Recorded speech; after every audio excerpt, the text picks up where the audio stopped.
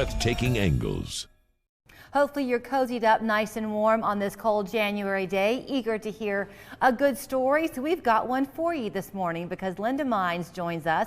She is the Hamilton County historian, longtime teacher at Girls Preparatory School. She knows how to take our local history, our national history, and break it down into compelling stories that we can all appreciate and embrace. So she joins us this morning with a local story that I was not familiar with. Good to see you this morning.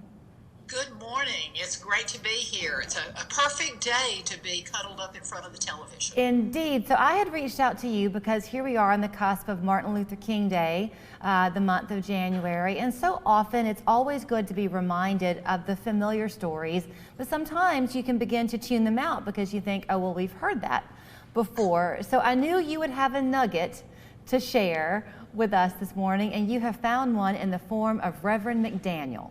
I have, and you know, for everyone in your audience who knew the Reverend Paul McDaniels, I think he made a lasting impression on Chattanooga and Hamilton County, and certainly on the nation. And you know, most of us probably have heard his story, but we may not remember what is so incredibly significant about his contributions to local history and to national history. So, you know, Reverend McDaniels came here to Chattanooga in 1966 to pastor the Second Missionary Baptist Church.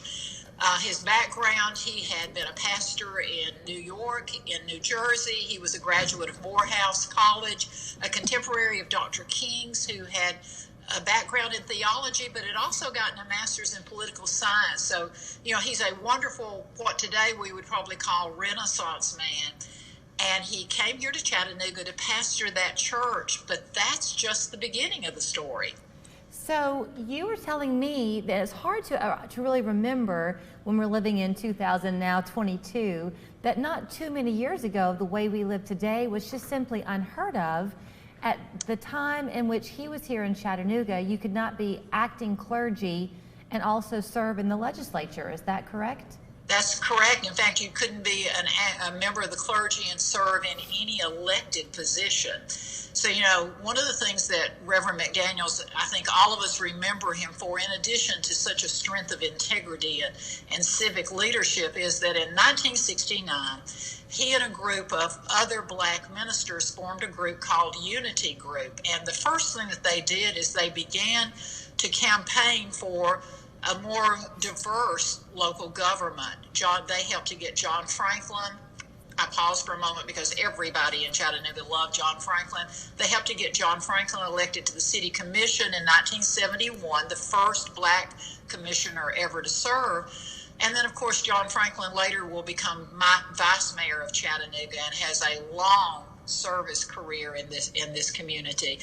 But the thing that today I want to remind everyone about is that in 1977, because the Tennessee Constitution and the legislature had deemed that if you were a member of the clergy and their interpretation of separation of church and state, you were not allowed to serve in an elected office. And Reverend McDaniels challenged that holding that Tennessee had, and his lawsuit went all the way to the U.S. Supreme Court. So that tells you the significance of that question, not only for this federal district, but for all federal districts. It went all the way in 1977 to the U.S. Supreme Court, which decided in an 8-0 decision that Reverend McDaniels was right. And so that law was struck down.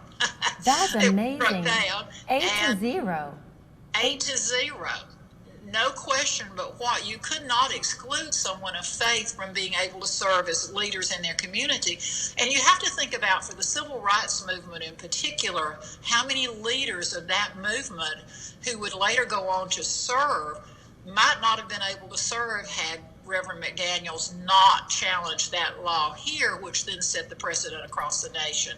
By the way, he will then in 1979 be elected to the Hamilton County Commission. He will serve on the Constitutional Convention that created statewide the commission form of government, and he will serve for 19 years on the county commission and will be elected by his peers 5 times as chairman of the Hamilton County Commission. So, you know, I think the lesson for all of us who care about the fulfillment of the American dream is one person really can make a difference. One person of integrity, one person of conviction. And, you know, Reverend McDaniels died just last year, and I think it's a reminder that we need to remember those people who are willing to step out and step up to change things for all of us. And I guess, yes, and I think also for me hearing that story, I'm reminded of how our government really does work. That here he was, this man in Chattanooga making a difference in his own backyard, but he thought, this doesn't make sense, you know, this isn't right.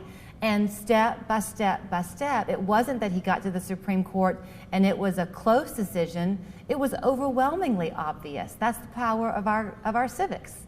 It is, and you know, that's how the republic works. We are very much we the people, and it is a government of the people, and when we say we the people, it means all the people. And Reverend McDaniels, I mean, it's hard to think that, you know, in 1977, seems like a long time ago, unless we lived it, yeah. And that's relatively recent history, but such an impact locally, state, and national. So, you know, one of the things that I remember today, what I want to focus on is all of the positives that came out of that push for civil rights. And here we have Paul McDaniels, local civic leader, contemporary, studied alongside Dr. King, you know, that ripple effect of minds coming together and talking about the quest for equality and justice and humanity. Absolutely. And how it impacts all of our lives. And it's always a challenge for you to find brevity in your history lessons, because It is, I'm sorry. one can lead to another, but I know we are going to have a chance to check back in with you and talk about the experiences at Howard High School, the sit-ins that happened there, and you'll kind of put a little bit of a different spin on it, if you will, when we talk. So thanks as always for your time, Linda. And do you still have the local history counts? I do, and I also on Facebook have the Barefoot Historian. Okay. I teach with my shoes off.